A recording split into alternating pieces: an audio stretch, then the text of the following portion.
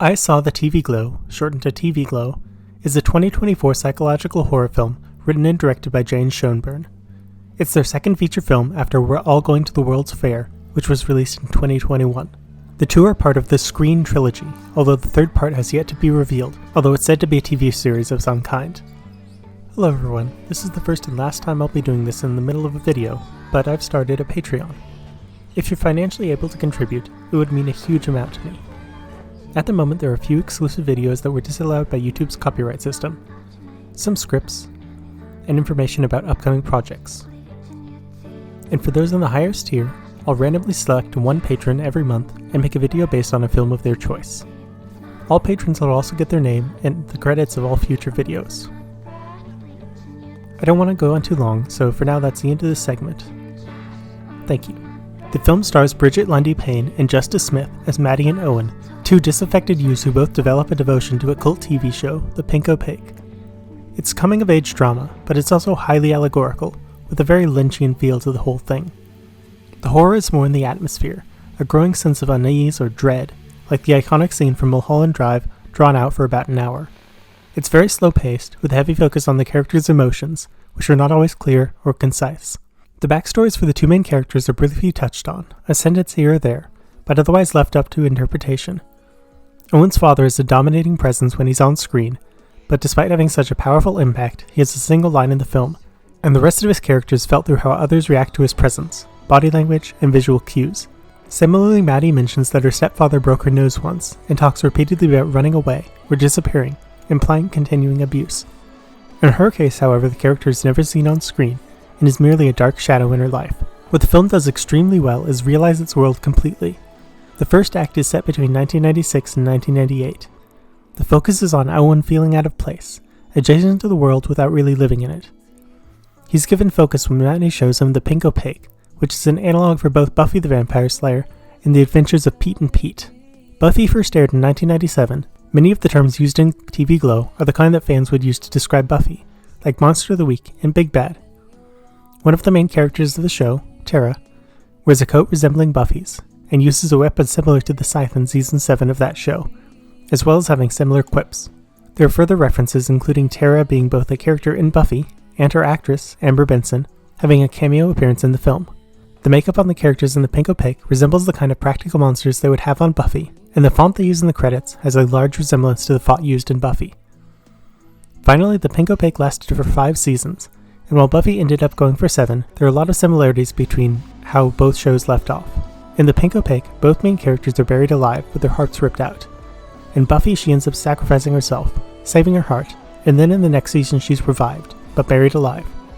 This is also what happens in the theoretical 6th season of The Pink Opaque, which is part of what the second act is about in TV Glow. Pete and Pete was a young adult show on Nickelodeon which featured a pair of brothers going on increasingly surreal adventures. When Owen revisits The Pink Opaque 20 years later, he finds it not as serious or melodramatic as Buffy, and instead more of a kid show like Pete. The main actors for the show also both have cameos in TV Glow.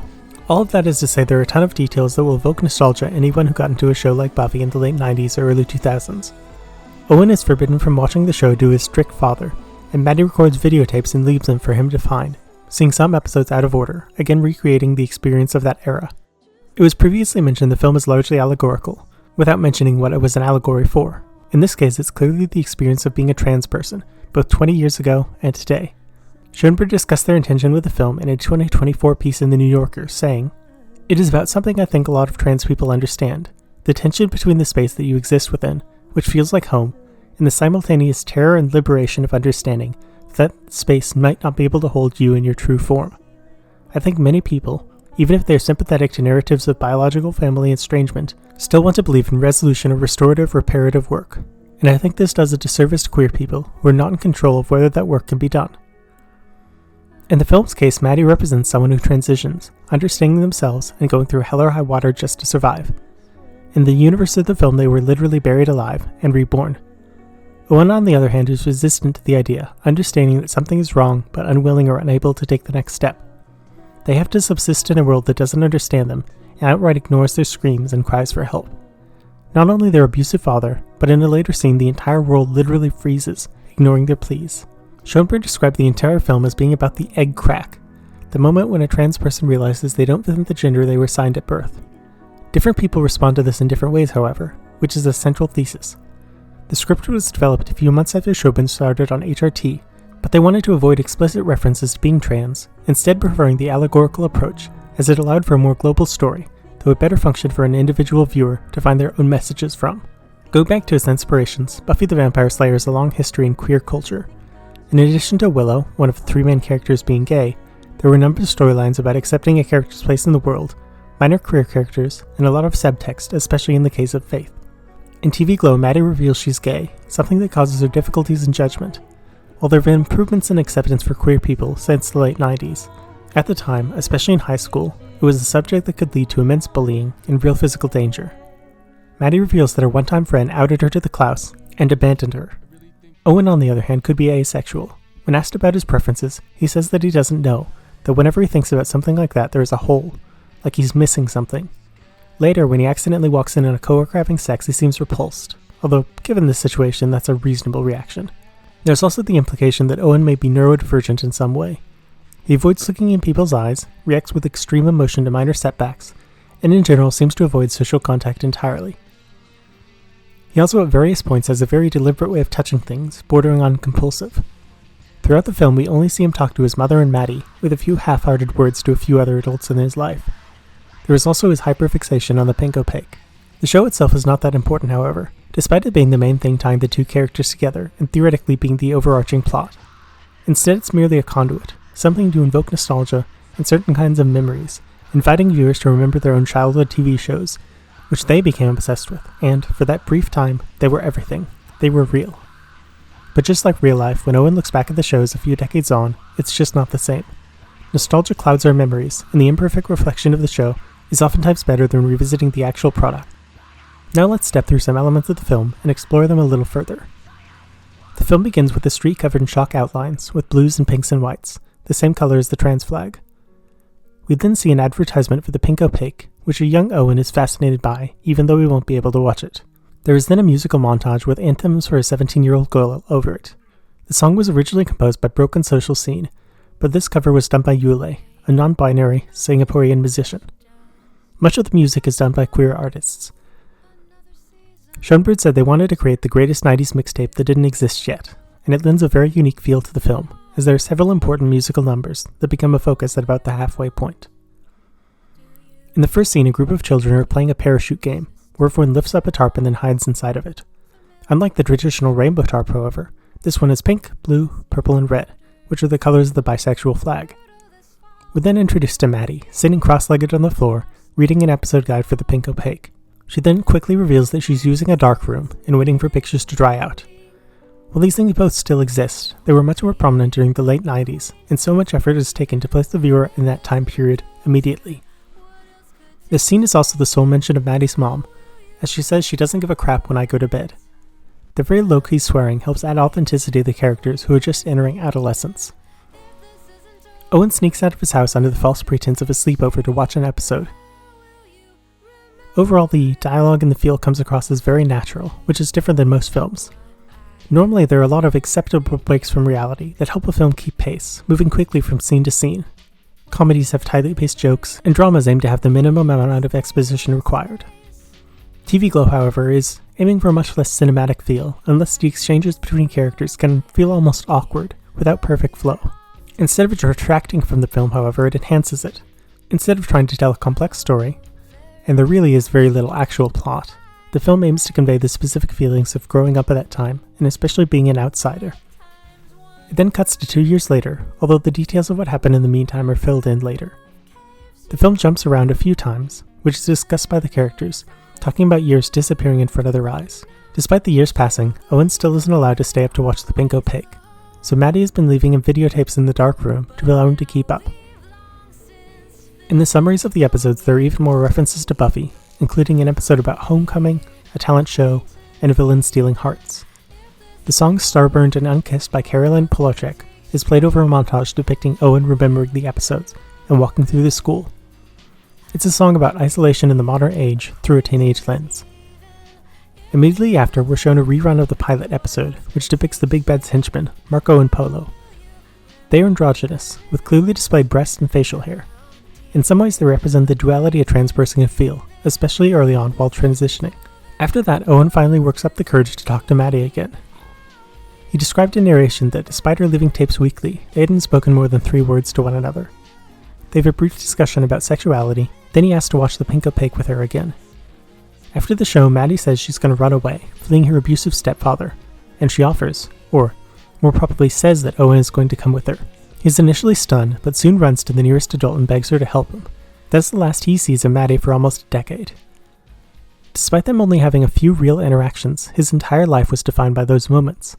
In some ways, this is accurate to real life, when specific people can define lives even existing for a very tiny part of them. A single interaction can live as a memory for decades.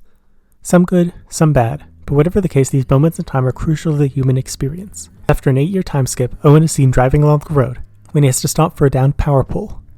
Besides that, it is a scorched episode guide for The Pink Opaque, talking about the premiere of the 6th season, but the series was cancelled after 5.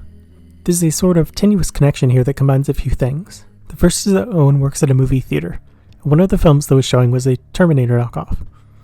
The second is the electricity generated by time travel in that franchise, but also by broken TVs. Finally, there is the reappearance of Maddie, seemingly by magic. She reappears to Owen at a completely empty supermarket. That's part of the surreal horror of the film, how truly empty it feels. That's not to say there are no people. In the expected places like the carnival and school, there are a decent number, but other times there is simply no one. Empty bleachers, fields, and streets. All of this creates a sense of unease that something is wrong, but the answer is just off screen. The pair go to the Double Lunch Bar, which was previously stated to exist in the universe of The Pink Opaque, so the lines are blurring between reality and fiction. Much attention is paid to the bands. First Sloppy Jane's song Claw Machine, and then Psychic Wound by King Woman. Claw Machine is largely about the experience of being young and vulnerable. In it there are 2 characters, one an exploited young woman who is disrespected by their parents, and an older male figure who asks them for dirty pictures. In contrast to this, there is a teenage boy who has a job and lives with a manicured lawn, making money by helping others with their similarly proper homes. While neither Owen or Maddie directly correlate to the characters in the song, they both certainly relate to different aspects, especially the chorus, which describes looking for love like a claw machine, constantly grabbing but never will actually grasp anything, missing the heart. Maddie claims that she has been in the TV show, and that in a Matrix-like situation the real world is not real, and their lives have been put on hold in the world of The Pink Opaque. Incidentally, The Matrix was originally going to be far more explicit about its trans metaphor, with Switch being male in the real world and female in The Matrix. Throughout this, there are flashbacks showing Owen in a pink dress on that night 8 years ago, when Maddie was preparing to run away. While most of the film is strictly allegory, this is the closest it gets to turning the subtext into text.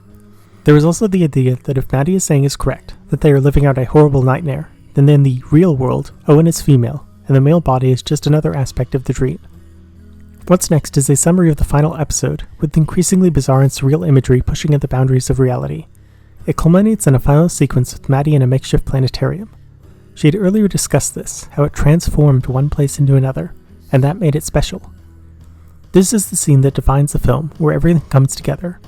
Maddie talks about being willingly buried alive, paying someone who didn't know or didn't care about her struggles, and how difficult it was to do. Despite it, this was necessary, and allowed her to live again, in the real world.